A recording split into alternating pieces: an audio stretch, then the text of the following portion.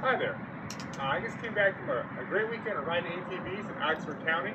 We had a great time, but we had one little mishap. One of my best friends, Steve, who's usually a very safe and conscious rider, got in an accident and broke his arm. That kind of inspired me to make this video today. Steve was riding on the trail, being safe. We were not riding alone. He had all his proper gear on, and he decided he wanted to accelerate and try to ride on just the back two wheels, essentially popping a wheelie. What had happened was he lost control, hit a ditch. When he fell off, the four-wheeler rolled, and he ended up breaking his arm. Steve, who is usually normally a very safe rider, inspired me to make this video today that I wanted to go over some safety tips, some important aspects that everyone should know when riding ATVs. With the help of some friends I found in Oxford County, they put together a small video for me, and I'm going to kick you to some of my friends right now. We're going to take you through some of the important safety aspects, and then I'll come back to me and I'll go over some safety points myself, and hopefully you can have a much safer time when you are riding yourself.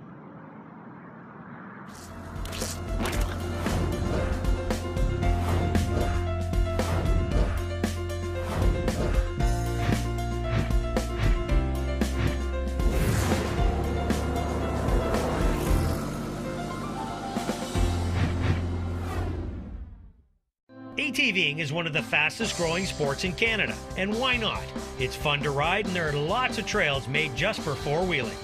But the key to having fun on an ATV is to ride safely wearing the proper gear. In the next few minutes, you'll learn the basics on how to do it right. So let's get going. Hey Dad, Sam got an ATV for her 16th birthday, but her dad can't take her out riding. Could we? Yes, I'd love to go for a ride. What time? After lunch, about 1 o'clock.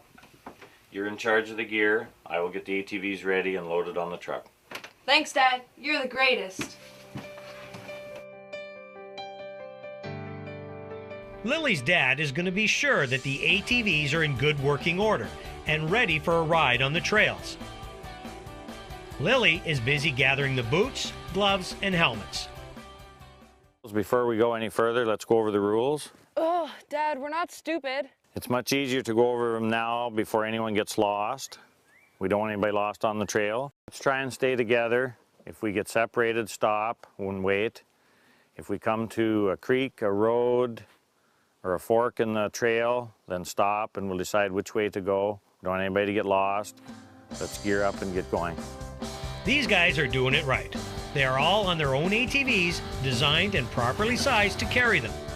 ATVs are designed to carry one person only.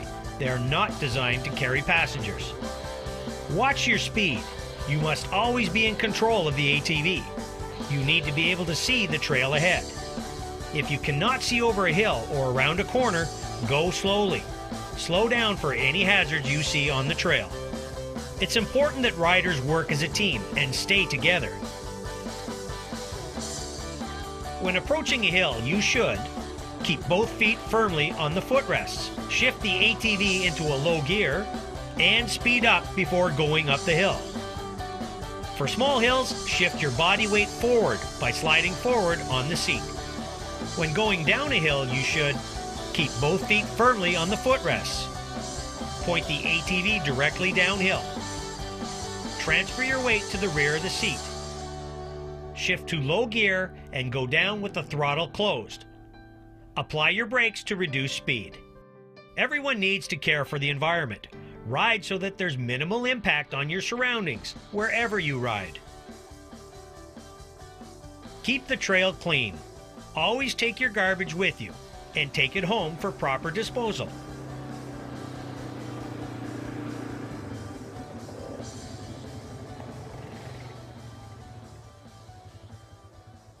Dad, should we continue? Sorry girls, we can't go any farther. The trail is closed. We have a road here. I know you both are 16, but do you have your G2? No. Well, sorry, we have no other choice but to turn around and go back.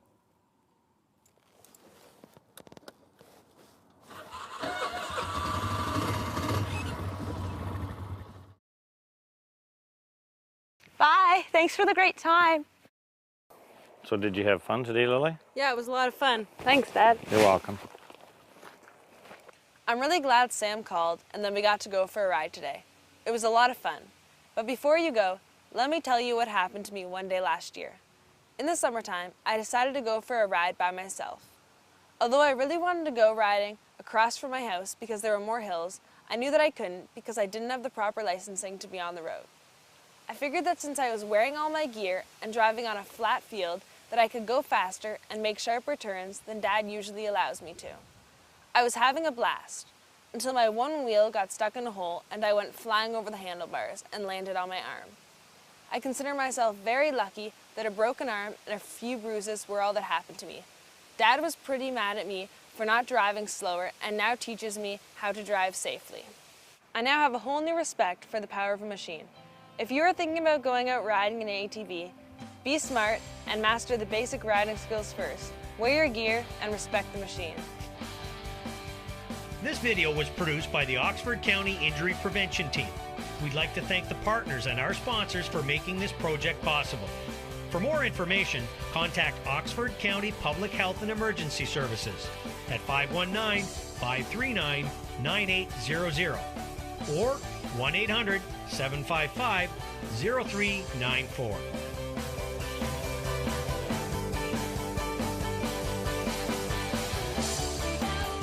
Hi there, and welcome back. Before I move on, I'd like to offer a special thanks to our friends in Oxford County for letting us use that video.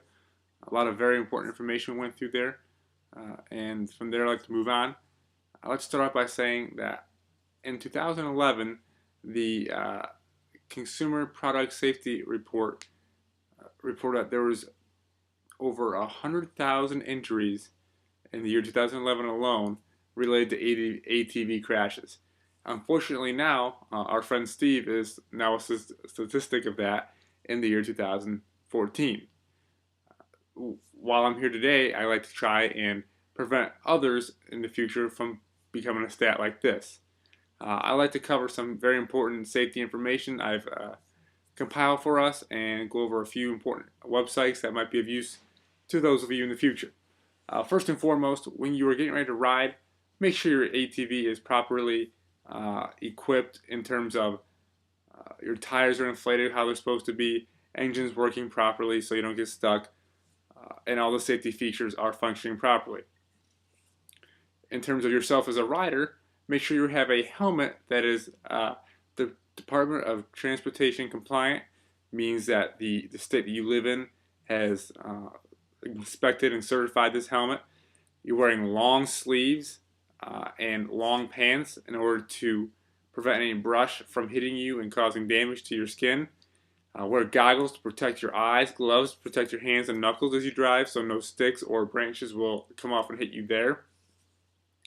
And make sure I have everything here. Long sleeves, goggles, I talked about that. And of course boots. We have the right boots in case there might be brush hitting our feet, or if we have to get off and adjust our footwear. Anyway, we are on the trails, we have the proper footwear. So those are the important things us as riders have to be equipped with when we are planning to go out and enjoy our ATV rides. You never ever want to ride alone. You want to stay on the marked trails. These are a couple of features you saw in the video. They were not alone.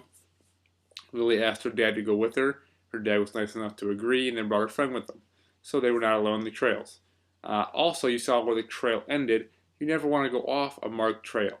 There could be safety concerns that are unknown outside a trail limit.